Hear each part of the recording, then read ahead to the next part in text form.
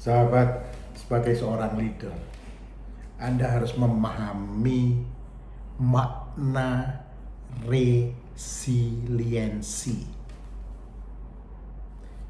Resiliensi itu artinya kemampuan Anda dan tim Anda untuk bangkit kembali dan beradaptasi setelah menghadapi tekanan yang kuat, setelah menghadapi kesulitan yang kuat, setelah mengalami kegagalan, atau setelah mengalami perubahan besar dan bangkit kembali. Itu adalah resiliensi.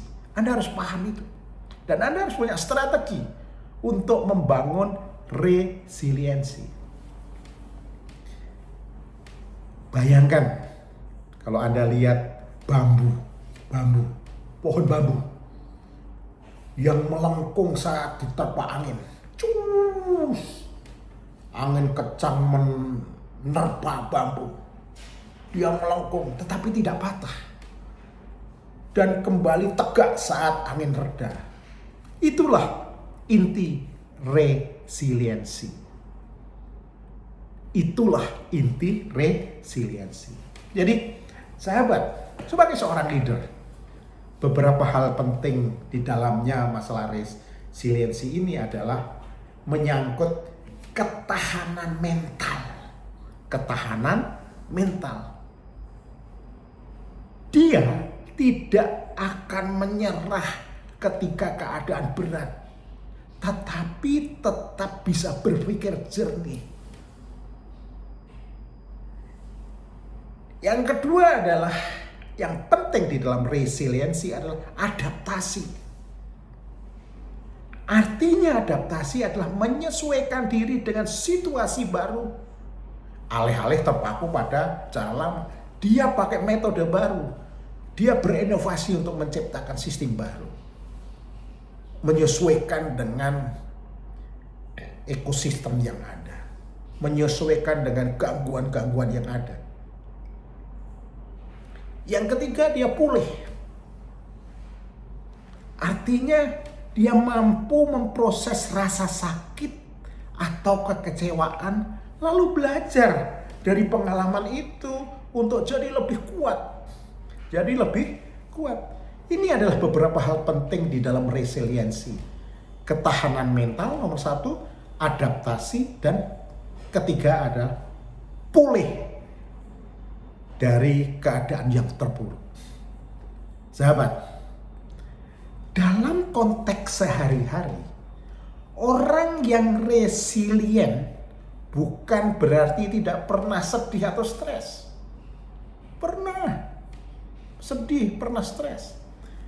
Mereka tetap merasakannya, cuma tidak terjebak di situ saja terlalu lama gitu. Dia tidak mau terjebak terlalu lama. Dan orang yang resilient itu, mereka punya cara untuk memulihkan diri. Punya cara untuk recovery. Baik lewat dukungan orang lain, maupun tujuan yang jelas yang dia bangun kembali, atau kebiasaan-kebiasaan yang sehat. Itu adalah orang yang resilient. Bukan berarti tidak pernah sedih dan stres, tapi dia bangkit kembali dengan metode baru, dengan semangat baru. Nah, aspek utama resiliensi itu, kalau Anda sebagai orang resilient, ya, pertama, regulasi emosi. Regulasi emosi. Artinya apa regulasi emosi? Kemampuan Anda mengontrol emosi saat stres. Itu penting. Itu aspek utama supaya kita bisa resiliensi. Yang kedua, optimisme. Percaya bahwa situasi buruk bisa membaik. Itu optimisme. Yang ketiga adalah efikasi diri. Yakin pada kemampuan diri untuk mengatasi masalah. Karena dengan pengendalian diri mampu meredam dorongan negatif. Jadi yang negatif-negatif dia kontrol, dia redam. Dia shifting menjadi positif yang negatif itu. Itulah aspek utama resiliensi. Yang pertama regulasi emosi, yang kedua optimisme, yang ketiga adalah efikasi diri. Nah, pertanyaannya sekarang adalah bagaimana cara membangun resiliensi di dalam diri kita, di dalam tim kita? Cara membangun resiliensi yang pertama adalah tanamkan kepada diri kita dan tim kita berpikir positif, be positif. Be positif. Lihatlah masalah sebagai sarana belajar. Kalau dia be positif, dia akan be kreatif. Kalau sudah be kreatif, dia akan be inovatif. Kalau sudah be inovatif, dia akan be kolaboratif. Kalau sudah kolaboratif, dia akan be produktif. Oleh sebab itu, mulailah dengan be positif, berpikir positif. Nomor 1. Nomor 2 adalah cari dukungan.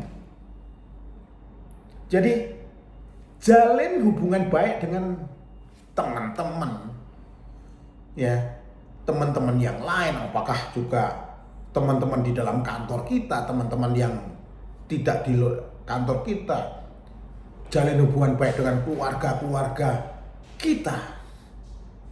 Karena dengan membangun jaringan internal networking maupun external networking, itu akan mendorong kekuatan kita, akan memberikan semangat baru kepada kita. Kalau good inside networking dan good external networking, Anda akan menemukan peluang-peluang yang luar biasa. Cara membangun resiliensi yang ketiga adalah fokus pada tujuan. Artinya fokus dalam tujuan adalah tetap punya arah yang jelas. Arahnya yang jelas. Karena Anda sudah see, Anda melihat, Anda sudah think, Anda menganalisa, sehingga Anda nanti dunia itu memiliki arah hidup yang jelas. Apa yang dilakukan, bagaimana melakukan, kapan melakukan, di mana melakukan, dan dengan strategi apa saya harus melakukan. Semuanya serba jelas. Cara membangun resiliensi yang keempat adalah kelola stres. Kelola stres. Lakukan kegiatan relaksasi atau hal-hal yang baru. Hal-hal yang baru yang bisa menciptakan inovasi-inovasi untuk menjawab perubahan-perubahan internal maupun eksternal yang mengganggu kesuksesan kita. Itulah cara membangun resiliensi. Pertama, berpikir positif. Kedua, cari dukungan. Ketiga, fokus pada tujuan. Keempat adalah kelola stres. Sampai bertemu lagi.